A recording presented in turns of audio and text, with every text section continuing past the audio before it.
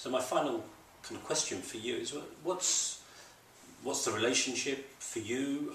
How do you think about, personal leadership versus the desire to lead or impact others? What's the relationship? It's the same thing. I mean, you're trying to bring out the very good in yourself, and we're all. And I think it's a challenge for a lot of us entrepreneurs is how do we create collaborations? I mean, it's a classic problem for entrepreneurs is that we make things happen, we do all this, and then how do we start involving other people as collaborators, and how do we let the village grow the child? So I think in a lot of ways it's very much the same. And to me, from an energetic perspective, you can also do this. You can energetically bring out the best in others. One of the things I teach people to do is to set energetic environments at work, and it's actually a very, very simple thing to do. I can describe it in a minute. And I have a lot of my students come back and tell me how they change the whole way that people work together at work just by changing the energetic environment. Not by forcing anything energetically, but just by creating a different environment. So one person can consciously change a whole environment. Well, if you're not forcing, you said you can do it in a minute. How do you do that? Yeah, it's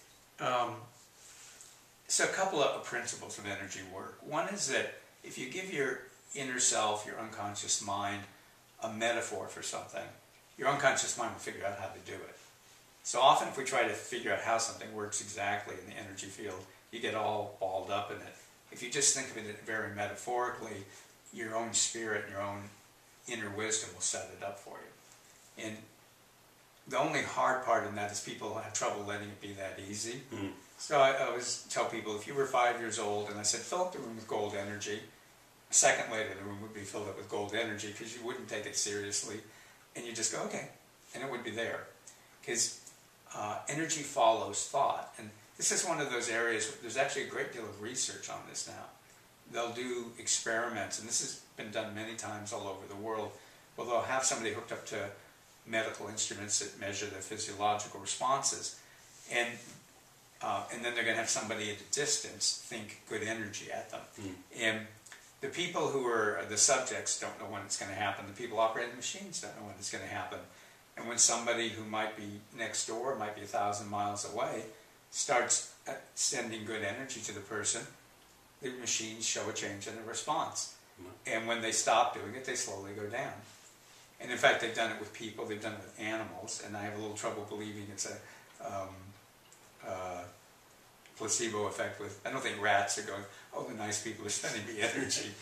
But they'll de-stress, and even with certain kinds of machines, the response of the machines will shift and go back.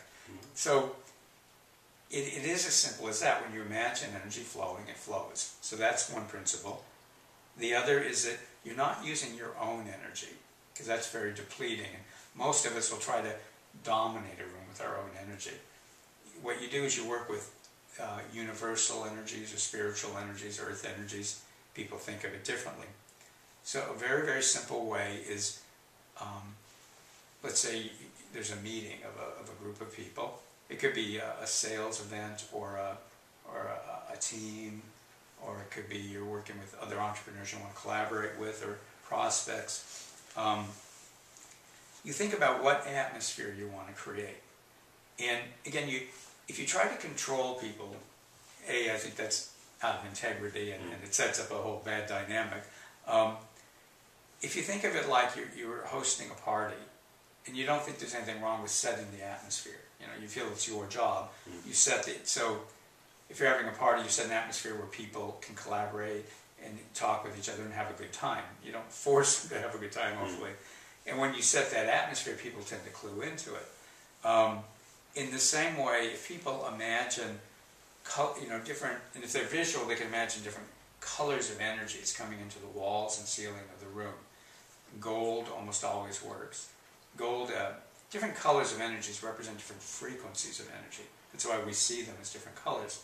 And different frequencies of energies have different effects. And gold is a very neutral spiritual energy. You can think of it as, you can just let your inner wisdom go, okay? Ask for energies to come into the walls and ceilings that will create a real collaborative environment. And then you think of from the center of the earth, energies coming up that fill the floor that are very supportive. Mm. And there's a reason why people all over the world talk about Mother Nature, Mother Earth. It's because, and we've all felt that. Often we'll feel it by the sea or in the mountains or in a field. Well, that energy is always there, and you can actually ask it to come up into the floor. And so it's like you create an energy space or box, and then you just set your intentions in your mind. This is a place where people are going to come up with creative solutions. This is a place where people are going to understand each other. You just set things like that are setting atmospheres but not controlling people, and it will really shift the meeting. The other thing that you can do even ahead of that, I was doing some work actually for another very large pharmaceutical company, and there were 160 people in this meeting, and a couple of my colleagues were in the front of the room, and they'd been massively reorganized, they had new leaders, so there was a lot of upset. And we've been having a good meeting, but you ever been in a meeting and the energy starts getting heavier, the room gets heavier? Well, about mid-afternoon, the room was really heavy because people release energies when they're dealing with issues. And I went to one of my colleagues, I went, how's the room feel to you? She goes, that's really heavy. And people were starting to get irritated with one another. And I go, tell me how it is 5 minutes from now. And she came back in 5 minutes and goes, what happened? Everything changed. And all I did was imagine, in my mind, a magnet outside of the room.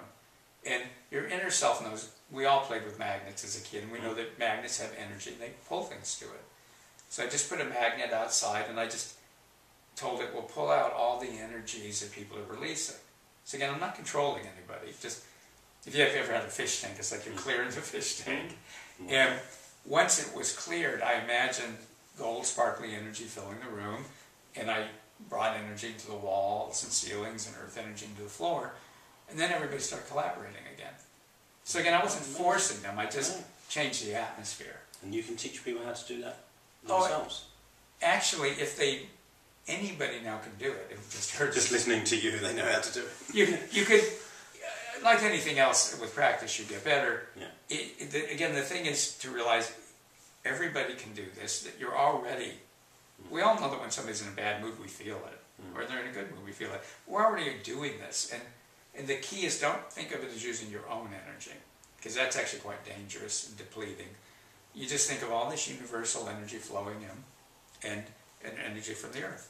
And the magnets, again, you're not doing it, it's happening outside of you, which is an important part of energetic NLP, because a lot of old energy systems, they actually had people pull energies inside them and use their own energy, and it's why a lot of healers and stuff are a mess. Messes them up. So it just use the universes. So, of course, if people come to one of my training programs, they'll do it better, and they will, but everybody can do it now. It's that simple. Thank you. Well, I'm just fascinated by this conversation. Thank you so much for taking the time. I hope you've enjoyed listening to it and watching it. And what's your website so that people can have a look at what else you do? Well, I'd like to recommend 2 websites. Again, the name of my field is Energetic NLP. Yeah. So people just put ENLP and then the number 7.com. They'll get to my website. And for those people that are in the UK, I work with Solar Events here, and their website is solar-events.co.uk.